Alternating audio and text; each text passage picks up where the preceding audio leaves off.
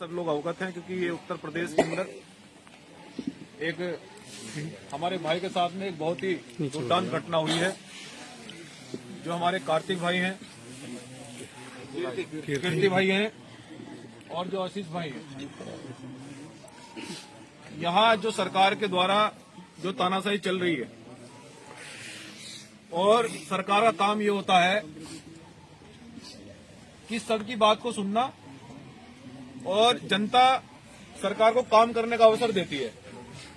लेकिन जो लोग विपक्ष में रहते हैं, सरकार की जिम्मेदारी ये भी बनती है कि उनकी बात को गंभीरता से सुनकर जो उनके प्रस्ताव होते हैं या उनके जो कार्यकाल में जो चीजें आते हैं, जो उनके क्षेत्र में चीजें आती है, उसको भी गंभीरता से सुनना।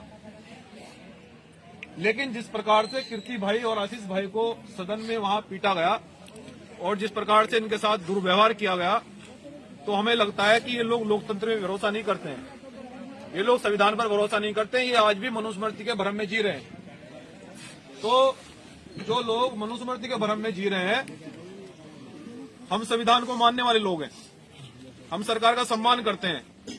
लेकिन अगर सरकार तानाशाही दिखाएगी या हमारे जीते हुए पार्षद या जीते हुए जो लोग जिनको चुनाव में जीतकर जो सदनों में लोग गए हैं, उनके ऊपर हमला होगा, तो फिर हम लोग न्याय छीनना जानते हैं अच्छी तरह से। ये बहुजन समाज के लोग, आपको याद भी है। और मेरठ के अंदर तो हमारा इतना बहुजन समाज रहता है।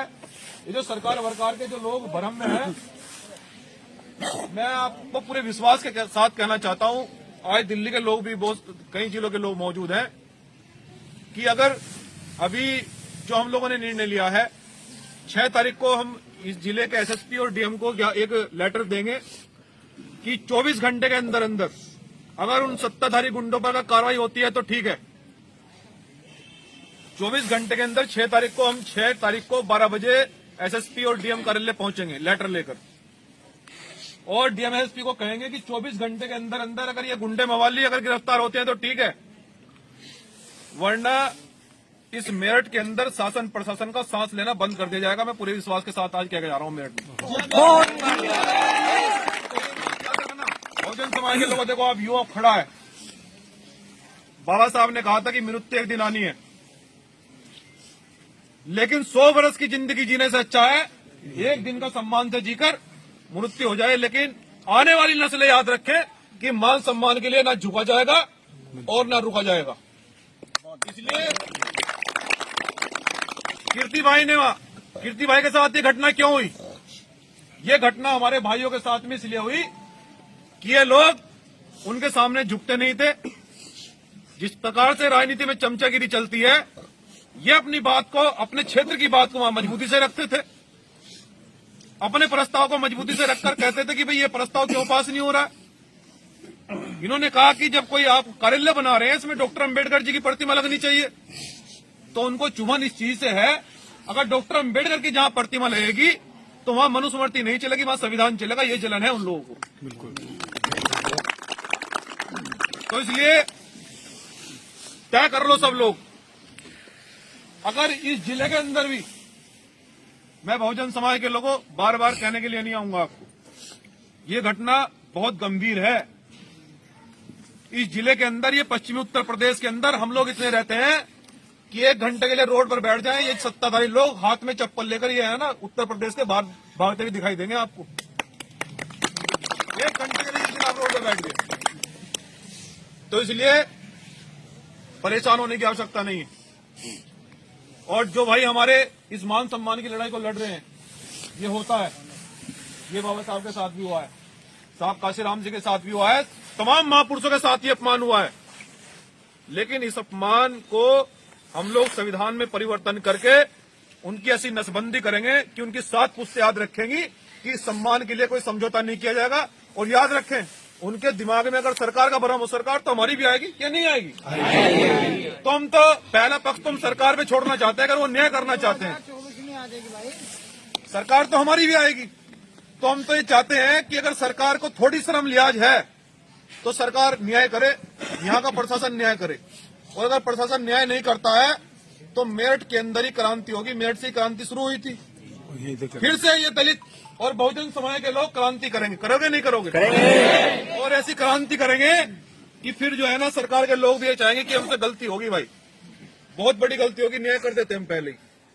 तो यहाँ लोकतंत्र, अगर जनतंत्र को ज्यादा, अगर लोकतंत्र को ज्यादा नशा हो गया है, तो बाबा साहब डॉक्टर अम्बेडकर ने कहा था कि यदि लोकतंत्र ज्यादा तानाशाही कर दे तो मैं तुम्हारे लिए जनतंत्र की व्यवस्था कर रहा हूं संविधान में। जनतंत्र मतलब जनता, जनता से बड़ा कुछ नहीं होता है। आपने 2 अप्रैल को सरकार को झुकाया, नहीं झुकाया, और एक दिन में लठ मार के समझा दिया कि SC/ST को छेड़ोगे तो सीधा कर देंगे। समझा नहीं समझा? तो एक बार और कर देंगे। क्या दिक्कत आ रही? कोई दिक्कत आ रही? मान सम्मान के लिए भाई वैसे भी तो मुकदमे लगवा रही सरकार हमारे पे। अरे 1000-2000 जेल में चले जाएंगे, इन पर लठ बजा कर कोई दिक्कत हो जाएगी? नहीं। तो लेकिन पहले हम प्रशासन को मौका देंगे। कीर्ति भाई कह रहे थे भाई 6 तारीख को, अध्यक्ष जी 6 तारीख को कीर्ति भाई के साथ में सब लोग चलेंगे। मेरठ के सब लोग चलियो भाई, हमारे सब लोग जाएंगे, पदाधिकारी कार्यकर्ता सब जाएंगे कीर्ति भाई के साथ में। DMSP तक बात करके भाई थारे पे 24 घंटे हैं, थारे पे अगर न्याय हो रहा तो बता दो तब हमें, और उल्ली पड़ली बात बताओगे तो फिर हम अपने जो है ना तैयारी करें, फिर हम मीटिंग करके सबको कॉल देंगे भाई। सारे जगह के लोग, ऐसा नहीं है उत्तर प्रदेश के ही, इनके तो हरियाणा पंजाब के भी आएंगे पूरे ट्रेन भर भर के, इनकी तो नसबंदी कर देंगे हम। तुम क्यों परेशान हो रहे? सोचते भाई दिक्कत, भाई पंगा गलत ले लिया। और वह कहावत है, फिर लोग नु कह जी हर जगह ये बात कहते हैं, हम उसी कौम था में, किस कौम थे? चमड़ा उधेड़ना भी जानते हैं, बनाना भी, और खाल में भूस भरना भी जानते हैं, और उसका फिर जूता बनाने भी जानते हैं। और उसको जूता बनाकर वो तैयार हो गया जूता सर पे मारने में। लेकिन हमें इंतजार है, अगर वो कर दे हमारे साथ में न्याय तो ठीक है, वरना जूता बनना तय है, ये भी तय है। आप सब लोगों को, हम लोग संविधान को मानने वाले लोग हैं, संविधान को मानकर हम कीर्ति भाई के साथ में 6 तारीख को DM और कलेक्टर तक मिलने जाएंगे। लिखित में लेकर आएंगे भाई। कल को मैं नू ना कहियो तो मैं बताया नहीं था, कल को मैं यूं ना कहियो जो हमने नू करते तो हमने रोड पर बैठ के ये टोल वोल फाड़ के फेंक दिए, हमने कहा बताया नहीं था। तो इसलिए 6 तारीख को हम बताने जाएंगे भाई, थारे पर न्याय हो रहा कर लो, वरना हम अपने लोगों को कहें भाई आ जाओ रोड पर आ जाओ, बंद कर दो सिस्टम। ये तो संविधान में अधिकार है भाई, आंदोलन करना अधिकार है, बिल्कुल आंदोलन करना अधिकार है, हमारे संविधान में दिया है बाबा साहब ने। और फिर आंदोलन करेंगे, और ना फिर शासन को छोड़ने देंगे ना प्रशासन को। अरे DMSP को तो जो है ना हम ऐसी जगह भिजवाएंगे, अगर दिमाग में भ्रम हो गया हो तो इन कहेगा भाई यार दिखे यहाँ बहुजन समाज के लोगों तो गलत पंगा ले लिया। ठीक है भाई, तो 6 तारीख को तैयार रहियो, कोई भी आदमी घर ना रुके। ये मान सम्मान की लड़ाई है, और मान सम्मान की लड़ाई में साथियों न्योता नहीं भेजा जाता है। और कभी भी मैं आगे से एक बात और बता रहा हूँ, इस इंतजार में मत रहो कि आज उस भाई का घर चला कि मेरा घर कब्जे लगा, इस इंतजार में मत रहो।